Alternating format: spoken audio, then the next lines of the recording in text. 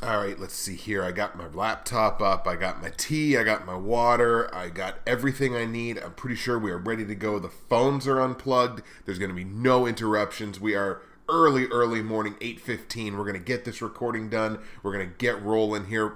Episode 2. I can't wait for it. We've been doing really...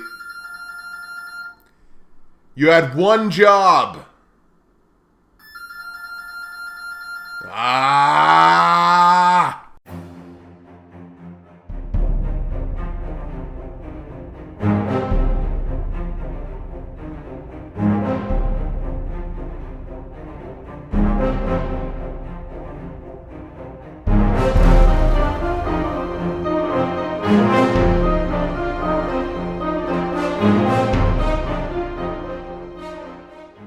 It may not be the intro you want, but it's the intro you got. What's happening, everybody? Justin, Bridgewater's Finest on YouTube, Blockbuster_guy on Twitter, welcoming you to part 2 of episode 0 for Justin's NFL Football Pick Show for the 2016-2017 NFL season. So, with part 1 last week, very excited that we got back to this one more time. As I mentioned in the stupid little intro, it's very early in the morning. I have to work this afternoon, so we're getting this thing out quick. The numbers from part 1, again, that was an hour-long episode, so I really went in with very few expectations in terms of the numbers. I've been very pleasantly surprised, to be perfectly honest. Getting about 20 views on YouTube per day since I put it up. I think it's sitting at 132 or 133 or something like that. 3 or 4 spins on SoundCloud, which was excellent. Had an iTunes download, and that makes me really happy. It means that people are interacting with the show at every platform, which is fantastic. It's exactly what I wanted. So thank you guys so much for the support and the interest really in the new format and the way the first episode of the show went. I assume the numbers are going to climb up once we get into talking about some actual games. That's part of what this episode is, or part 2 of episode 0. If you remember from last week we did some fantasy. This week, it's all about predicting the AFC. So I have record predictions for all the teams, all 16 teams in the AFC. We're going to get into that towards the end of the episode, or the latter half of the episode, I should say. As I mentioned, one more time, I'll remind you, we are a podcast. We are on SoundCloud. We are on iTunes. SoundCloud.com/BridgewatersFinest. It's up to 8 followers already, which I think is great. Or if you're using the SoundCloud app, just search Bridgewater's Finest. In the SoundCloud app, you'll find it there as well. On iTunes, search for Bridgewater's Finest on iTunes as well. I have one iTunes subscriber, had one iTunes download, which is fantastic. So everybody, get on there. If you have iTunes, follow the show on there. Take the podcast with you on the road. I'll mention again one more time, we have 2 Pick'em leagues for this upcoming season. We have the private Pick'em. We have an ATS against the spread specific Pick'em. We have 13 people in the regular Pick'em league. We have 9 people now in the ATS Pick'em league. That's fantastic. It's on Yahoo. It's football.fantasysports.yahoo.com/Pick'em. You want to click the league that says Join Group. The group IDs for the regular, just straight up who's going to win, who's going to lose, pick 'em with the confidence points is 3343. The group ID for the against the spread pick 'em is 3451. The passwords for both of them are 123456 789. Gonna make it easy for you. 13 and 9, those are pretty good numbers in terms of people that have joined already. We still got almost a month to go before the season starts, but get in there, put your picks straight up and against the spread, head to head against mine. See, look at that. Our housekeeping only took like 3 minutes this time as opposed to, I don't know, the 10 to 12 minutes that we had last week. So let's get right into the episode now, and I want to start with a little bit more fantasy talk just because I had my first 2 fantasy drafts that actually mean something, ones that weren't just mock drafts. So my first 2 fantasy drafts are in the book. That is my league, the league that I've had for years and I've been the commissioner of for years, and another long-term league that I've been in for a while by the name of Dog Nation. That's run by my friend Tommy George. Obviously, I'm not going to go through every single pick in every single draft, but I did want to hit you with a couple of highlights from those 2 leagues. We'll start with my league, the league that I've been doing, I think, since 2004, so I've been doing it for quite some time. I managed to grab in that league Antonio Brown at number 2 overall. He slipped down to number 2. Cam Newton got taken number 1 overall. And before you're like, what the hell are you talking about? A quarterback first overall. As I think I mentioned last week, we're a very QB heavy league. We start 2 every week. It's high QB scoring. I was not surprised that a quarterback went first. I might have been a little surprised that it was Cam Newton, but I can understand why Cam would go first. I mean, they did make it to the Super Bowl last year, so it's not like it's a huge surprise. So Cam went first. I managed to get Antonio Brown, number 2 overall. I was so happy about that. And I paired him up with Dez Bryant, who I grabbed in the 3rd round at number 22. I should mention, this is a 10-team league. PPR scoring, it's pretty high scoring. We start 3 wide receivers every week, 2 running backs, a flex position, and those 2 quarterbacks. We have some individual defensive players as well. So we got Antonio Brown and Dez Bryant as my top 2 wide receivers. I was very happy to grab those 2 together. My 2 QB combo, again, since we start 2 quarterbacks, my 2 QB combo, there are some question marks behind. It's Eli Manning and Carson Palmer. It's kind of the old man club. But everybody's talking about the Giants as if their offense is going to be some like juggernaut this year. So I thought, well, if I got to grab a quarterback. Eli was the best available at that point, so I grabbed Eli first. And then I grabbed Carson Palmer because he was an elite fantasy quarterback last year, and he still got Fitzgerald, he still got John Brown, he still got his weapons, so, Michael Floyd.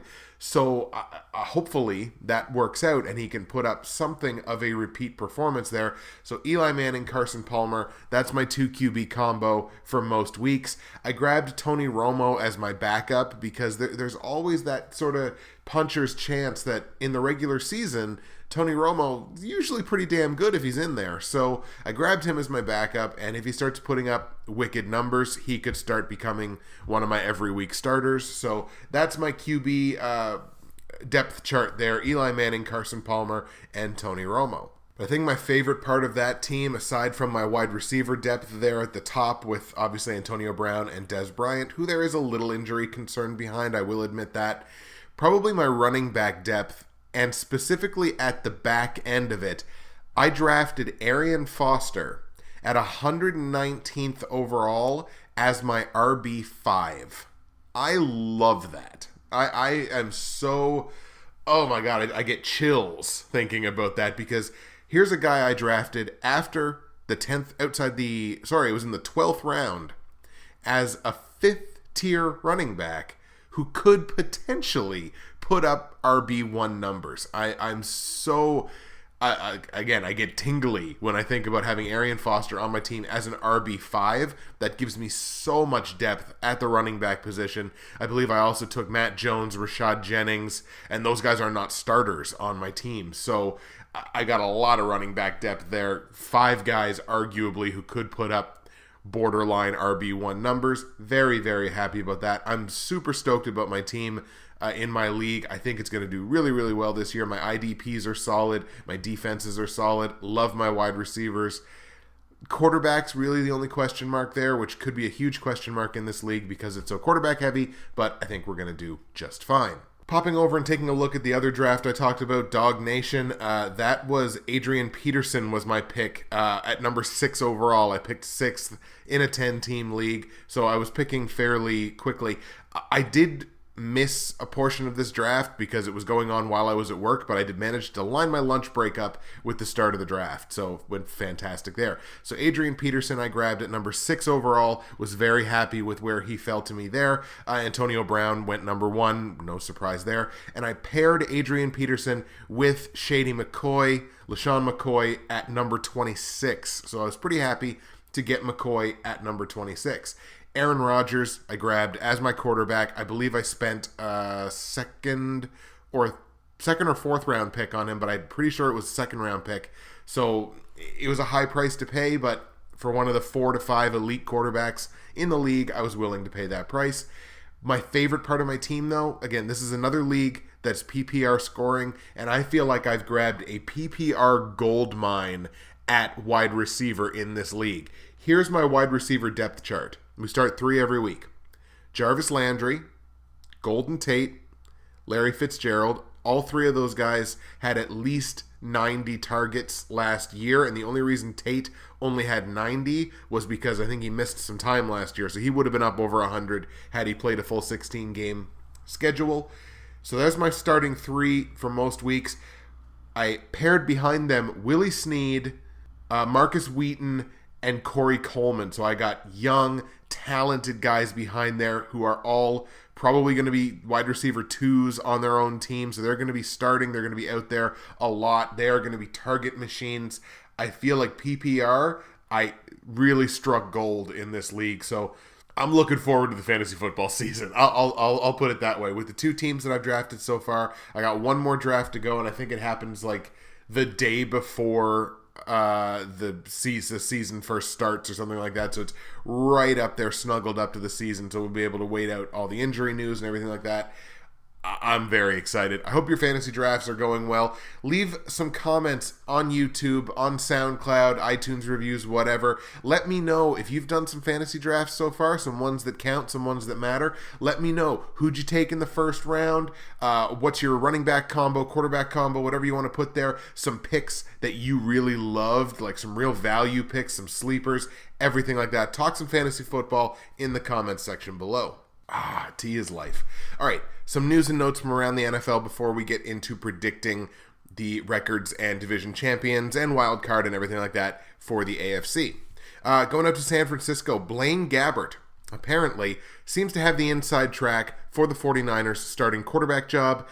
You look at fantasy relevant guys on the 49ers, you're looking at Torrey Smith, you're looking at Carlos Hyde, and Bruce Ellington, who is a very popular sleeper pick for some people.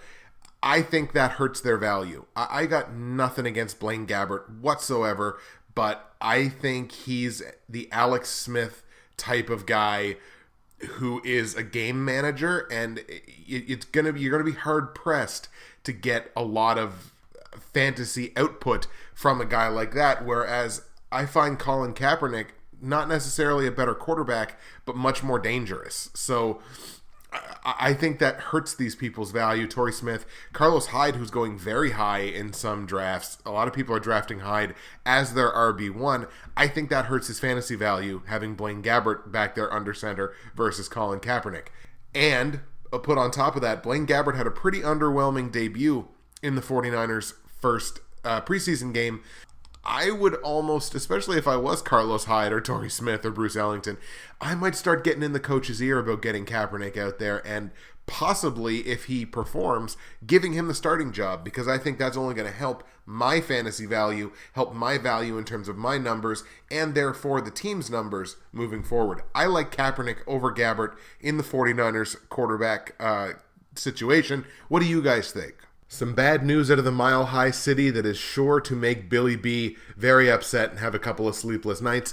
Broncos defensive end Vance Walker has officially torn his ACL. He will miss the entire 2016 season. That is a definite blow to that Super Bowl winning defensive line. Looks like Jared Crick is the one that's got the inside track to start at defensive end alongside Derek Wolfe in the Broncos 3-4 defensive sets. Obviously, a lot of that is going to get masked by the fact that their linebackers are so damn good and their secondary is so damn good, and that defense is going to dominate again this season, barring just catastrophic injuries. But will that have an impact on Denver's season, or what impact will that have on Denver's season to not have a guy like Vance Walker up front there on the defensive line? That Broncos defensive line, the front seven, they're very good. And they're very deep, is the other thing. So, I mean, going from Vance Walker to Jared Crick, it's not a giant step down. So I don't think it's going to have a major impact. But, people that follow the Broncos very closely would be able to answer that better than I can. So, Vance Walker, torn ACL. Jared Crick's going to be in there probably starting every game. What impact is that going to have on Denver's season and on the efficiency and effectiveness of their defense? Let me know in the comments section below. We go now to Michigan and the Detroit Lions tight end situation. Half Moon's picks, Detroit Lions. They have signed a tight end from a division rival, formerly of a division rival at least, Andrew Corliss, tight end formerly of the Green Bay Packers, signs with Detroit. First of all, does this make Andrew Corliss public enemy number one in Green Bay? I believe it does, at least from the fan perspective. Andrew Corliss signing with Detroit. How bad are these health situations for both Eric Ebron and Brandon Pettigrew? Because they already have tight end depth in Detroit, and yet they go and sign a guy like Andrew Corliss, who is a dual threat tight end. I have to imagine that Eric Ebron is going to miss some time in the regular season. Brandon Pettigrew is going to miss some time in the regular season. To me, there's no other reason to go out and sign Andrew Corliss. That's just used up cap space. It doesn't really make a ton of sense to me, although they don't have Megatron anymore. So Corliss signs with Detroit. First of all, does that have any impact on Detroit at all? Andrew Corliss is a good player, but most of all, what do you think that means for the health situations for both Eric Ebron and Brandon Pettigrew?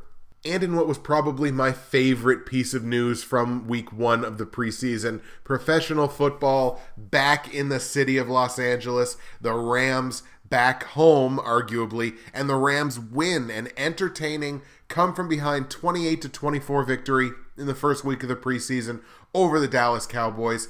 Jared Goff, the much touted first overall, I think, quarterback of the future. He really struggled in this game, though. 4 for 9, only 38 yards, and he threw an interception. But Mannion picked up the slack behind him. He dominated 18 of 25 for $147, 3 touchdowns and a pick. Those are some big boy numbers, especially those 3 touchdown passes, really leading the Rams back into that game and beating Dallas 28-24. That was my feel-good story of week 1 of the preseason. Probably my favorite story of week 1. All right, folks, it's main event time. Let's get into our AFC predictions. And I mean, obviously, this stuff is going to change as the season moves forward. But as we're sitting right now in the preseason, here's how I think it shakes down. We're going to go clockwise on the clock here. So we're going to start in the AFC North. Baltimore, Cincinnati, Cleveland, and Pittsburgh. Cincinnati won this division last year. Pittsburgh got in as a wild card team into the playoffs. Let's start with Baltimore. I think Baltimore is going to have a bit of an up and down season here. Baltimore's known for being a very tough team to play in Baltimore, but on the road, really, they've kind of been sort of cupcakes here. But Baltimore, I think they're going to be a perfect 8-8. I think they're going to win 8 games. I think they're going to lose 8 games. In terms of, they got some tough road games here. They have to go into New York to play the Jets, and that's a difficult game. They play the Giants in New York the week before that. So they're in New York for 2 straight weeks. I think they lose both of those games. They got to go into New England and play the Patriots. I think they lose there. They got to go into Pittsburgh. I think they lose there. They got to go into Cincinnati to end the season. I think they lose there. So I think they're kind of in the wild card conversation right up until the last couple of weeks of the season, where they end their last 4 games at New England, home to Philadelphia, which that's a game I think they win, at Pittsburgh, at Cincinnati. I think they lose 3 of those 4 games. Baltimore's going to miss out on the playoffs. I like them to go 8-8. Taking a look at last year's division champion, the Cincinnati Bengals, I think the Bengals, first of all, go a perfect 8-0 at home. They've got a couple of tough home games. I mean, they've got Denver is going to come in and play them in Cincinnati, but I think that's a game that the Bengals win. They play Cleveland and Washington. Those aren't difficult games at all. Miami's not going to be a difficult game. Buffalo might give them a little bit of a challenge at home. Philadelphia, possibly. They got to play Pittsburgh in Cincinnati, but I think since it's in Cincinnati, that's a game that the Bengals win as well. And then Baltimore to close the season. All of their losses, I think, are going to come on the road. I think they're going to have a losing record, to be perfectly honest, on the road. I like Cincinnati to settle at 11-5. The road losses are going to come at Pittsburgh, at New England, at the Giants, at Cleveland. I think Cleveland gets one up on Cincinnati at home in Cleveland, and at Houston. I think Houston beats them in Houston. I'm expecting big things from Houston this season in certain places. I think Houston will step up to that game. I like Cincinnati to end the season 11-5. So right now, Cincinnati would be your division champion over Baltimore. Let's go look at Cleveland, and as much as I want to say that Cleveland's time is now to turn around and have a better season, they've got fantasy weapons on that team, but Honestly, it's going to be another down season for the Browns. I hate to break it to you. I got the Browns going 2-14, unfortunately. They've got a relatively tough schedule, and they play teams that they have a chance at beating, but only if they were playing them at home, and they're not. They're playing them in their own building. We're talking about Philadelphia. I think typically they would beat Philly if the game was in Cleveland, or they have a chance to beat Philly at least if the game's in Cleveland. Not going to happen. Game's in Philadelphia. Philly's going to win that. Miami, same deal. Washington, same deal. Tennessee, Baltimore, same deals there as well. And Buffalo as well. All those games are on the road, and Cleveland has no idea as a team how to win on the road. They don't have that identity. They haven't had that identity for years. I think the only two games that Cleveland wins this year, they're both at home, and they bookend their bye week in Week 13. I think they beat the Giants, and I think they beat Cincinnati, which is a huge game, will be a feather in their cap for the rest of the season, but then I think they close by losing 3 straight games. So I think Cleveland's going 2-14. They are not going to be a factor really right out of the gate. I think they lose 1, 2, 3, 4, 5, 6, 7, 8, 9, 10, the first 11 games. I think this is an 0-11 team going into when they finally get their first win. And then we come to the Pittsburgh Steelers, who I am expecting to have a monstrous year this year.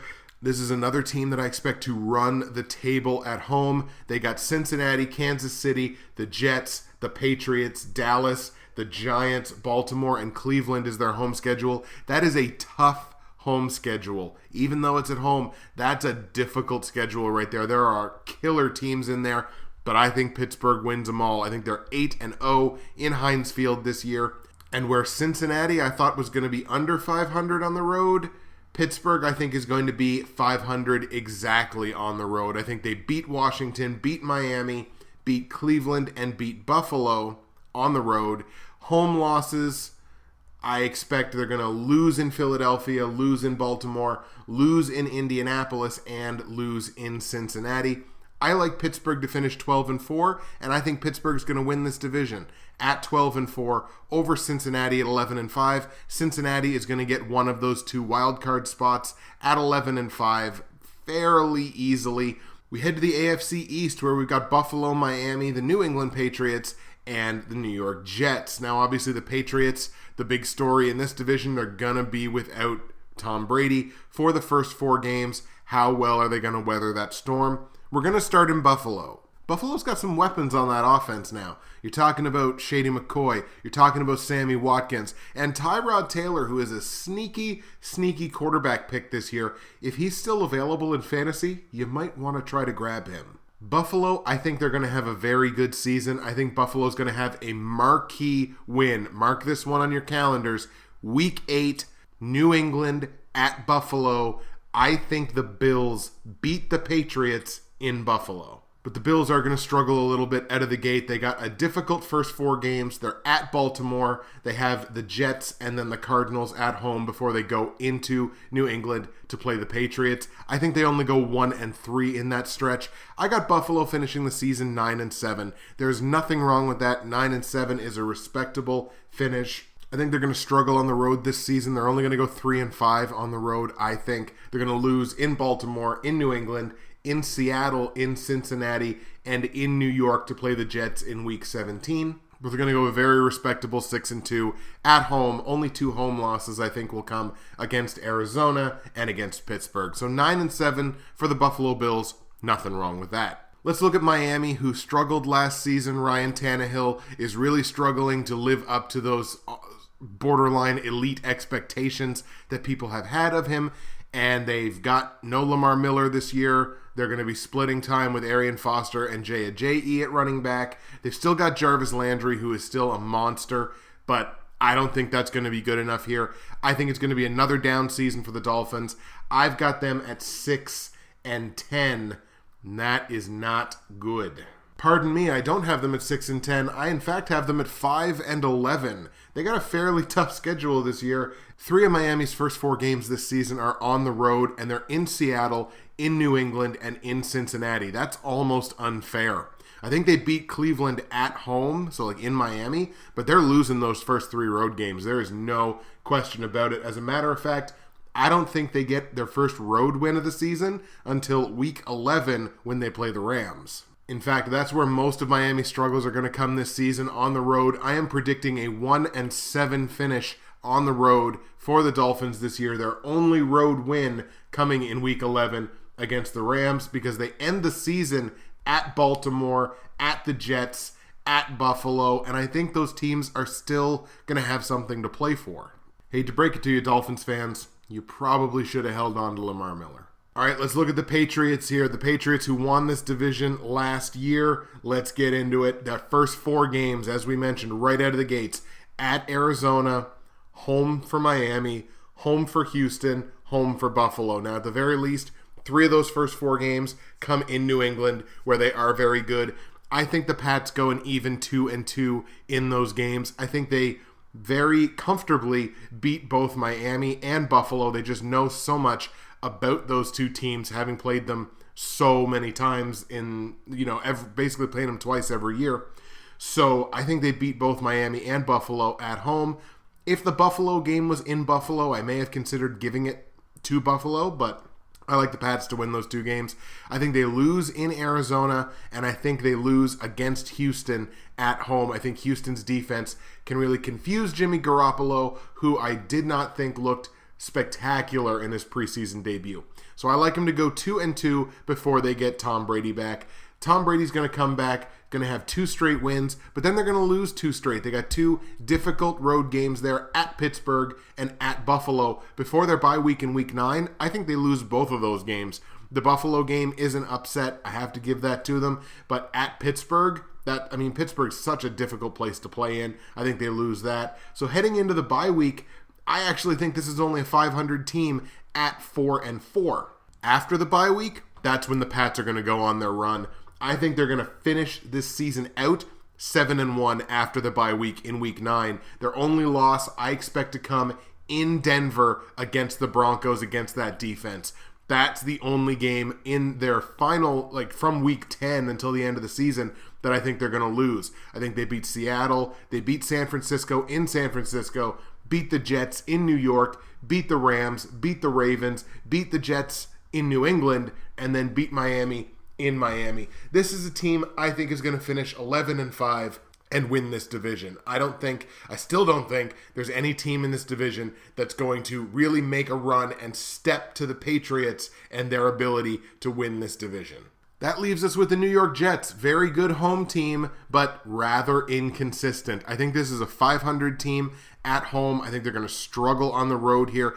I've got the Jets finishing 6-10, second to last place in this division. I don't think, in fact, they get their first win of the season until week 7 when they host the Baltimore Ravens. Situationally, the Jets have a killer first 6 games. Home to Cincinnati, at Buffalo, at Kansas City, home to Seattle, at Pittsburgh, at Arizona. I think they lose every single one of those games. The upset there is probably the game in Buffalo. If it was in New York, I'd probably give it to the Jets, but it's not. It's in Buffalo. I like Buffalo to win that game. I think they beat Baltimore at home. They beat Cleveland on the road. They're going to have other home wins against the Rams, the Dolphins, Buffalo to finish the season. They're going to lose both games against New England after their bye week in week 11. They're probably going to lose to the Colts. So Jets have a tough schedule this year. I don't think they're going to survive it. I like the Jets to go 6-10. Patriots win this division one more time with a record of 11-5, and none of the AFC East teams will compete for a wild card. Let's head down south now. AFC South, we're looking at Houston, Indianapolis, Jacksonville, and Tennessee. Houston, with the surprise last season, winning this division over the Colts. So let's start with the defending division champion Houston Texans. They've still got the jewel in the crown on defense in J.J. Watt. Now they've got a jewel in the crown on offense. Well, they got 2 now in DeAndre Hopkins and Lamar Miller. So they have got a dangerous offense here. They got Osweiler at quarterback, which I think is going to be a struggle for them one more time. I actually think Houston's going to have a bit of a down season this season. I like them to finish exactly 8-8, 500 record. Might be a little disappointing coming off the division win last year. They start the season out, I think they beat Chicago, and actually I think they go into New England, as I mentioned, in week 3 and beat the Patriots, which is a huge win for them. Other than that, I think they got 5 losses in those first 8 games, so that's going to be a little unfortunate. I think they lose to KC. I think they lose to Tennessee at home, which is definitely the upset of the bunch. They're going to go into Minnesota. They're going to lose that game. I think Indianapolis beats them in Houston. Then they're going to go play Denver in Denver, and I don't think that's going to end well for them. They're going to have a marquee home win late in the season. They're going to beat Cincinnati in Houston in Week 16. Unfortunately, at that point, it's going to be too little, too late. I think they end the season with 3 straight wins, home to Jacksonville, home to Cincinnati, and then in Tennessee. But before that streak starts, they're going to be a 5-8 football team, so they're really not going to have much to play for. I think they're going to end the season a perfect 8-8, and they're not going to compete for a wild card. Let's go to Indianapolis, talk about the Colts. They still don't have a run game, but man, that pass game is going to be good. Andrew Luck, obviously the jewel in the crown there. You got guys like Philip Dorsett, obviously, and Dante Moncrief. I spaced on his name there for a second. Look, and T.Y. Hilton, obviously. That pass game is going to be just fine in Indianapolis, and I think that's going to propel them to a lot of wins this season. As a matter of fact, they're another team that I think is going to run the table at home. Their home schedule, fairly light. They got a couple of marquee wins at home. We're looking at Kansas City. I think they beat in Indianapolis, as well as Pittsburgh. I think they beat in Indianapolis in Week 12. The road, they're going to struggle. I think they lose in Denver. I think they lose in Jacksonville, which is going to be one of the upsets of the first 4 weeks here. Indianapolis going to go into Jacksonville, and I think they're going to lose. I think they're going to lose in Green Bay. I think they're going to lose in Minnesota. Other than that, I like Indy to run the table here. I've got Indy finishing this season 12-4. Spoilers, Indianapolis wins this division. 12-4, going to be a huge record and a huge season for them. And speaking of Jacksonville, let's go to Florida. Let's talk about the Jaguars. Lots of reasons to be excited in Jacksonville. Blake Bortles looks like it was his coming out party. He looks to take a huge step forward this season. Allen Robinson, Allen Hurns, TJ Yeldon, Chris Ivory now. There are a lot of reasons to be excited about that offense in Jacksonville. Unfortunately, Jacksonville's defense is still Jacksonville's defense. If you step up to a team that's got a good offense, it's going to be hard for Jacksonville to win some of those games. I think they're 2-2 out of the gate. They got their bye week very early this season, week 5. I think Jacksonville is going to fade down the stretch here. That, I think, is going to be their major problem. But they're going to be in it up until about week 11, week 12. I think they're going to be right there in the mix. Maybe not for the division, but definitely for a wild card. But I think out of the Jaguars' final 6 games, I think they lose 5 of them, and that's really where the season is going to fall apart. We're looking at a game in Buffalo, hosting Denver, at Houston, hosting Tennessee, and then at Indianapolis to end the season. I think Jacksonville loses all of those games. I think they save a little bit of respectability here by beating Minnesota in Jacksonville in week 14, but I don't like Jacksonville's chances to really make any noise in terms of a wild card or anything this season. Now looking at their schedule, it's a tough schedule, but they've got some marquee wins here. I think they're going to beat Baltimore in week 3, beat Indianapolis in week 4. Both of those games are at home. I think they beat Houston in Jacksonville. So they've got reason to be optimistic moving forward. I think Blake Bortles and Allen Robinson are going to have really good seasons. That running game is going to be good now with 2 dangerous running backs versus just 1. But I still like Jacksonville to finish just under 500 at 7-9. Then we rounded out looking at the Tennessee Titans here, and Tennessee has got themselves a difficult schedule, playing a lot of teams that I don't think they have any chance of beating, and a couple of coin flip games that I think situationally are just not going to go their way. Tennessee, I've got finishing the season, unfortunately, in the basement of this division at 6-10. Matter of fact, in their first 5 games, the only game I see them winning is an upset win in Houston in week 4. I think they lose to Minnesota. They lose in Detroit. I think they lose to Oakland, who I think is going to have a good season this season. Then I think they're going to go into Miami. I don't think they win that game. They host Indianapolis. I don't think they win that game. They host Jacksonville. I think Jacksonville is going to beat them. I think Jacksonville is a better offensive team. They're going to have some marquee wins here. The big ones are going to come back-to-back here in Week 9 and Week 10. I think they go into San Diego and they beat the Chargers. Then they host Green Bay the next week, and I think they beat the Packers in Tennessee. That's their big marquee win this season. But other than that, there's going to be a lot of problems for this Tennessee Titans team. I've got them finishing 6-10 at the bottom of this division. Indianapolis wins the division. Nobody else from the South competes for a wild card. You know what that means, though? That means that the second wild card team comes from the West. Let's start in San Diego with the Chargers. Obviously, they damn near moved out of town in the offseason, so it would be really good for their fan base to give them an over 500 season. I don't see it happening just based on the defense. I think the offense is going to be fine. Melvin Gordon going to have himself a breakout year.